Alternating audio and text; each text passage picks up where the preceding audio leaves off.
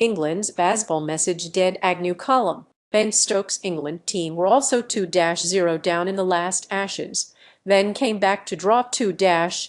I had spoken to England captain Ben Stokes in the immediate aftermath of 2 defeats on this Ashes tour. The Stokes I encountered after the loss in Brisbane was completely different to the man in front of me following the defeat in Perth. It was clear he had things to say. Stokes was looking beyond the person holding the microphone and instead speaking to fans at home. There was a clear point he wanted to get across, and he did it very powerfully. To me, the Bazball message is dead. That does not mean the personnel has to change or regimes need to be swept aside. Those decisions will come at the end of the series. But it means there has been a realization by England that the way in which they play their test cricket must be altered. The philosophy of Stokes and Brendan McCullum was necessary when they took over the England team in 2022. It was a breath of fresh air, but it was also unsustainable. It was straightforward for good teams to work out. Somewhere along the way,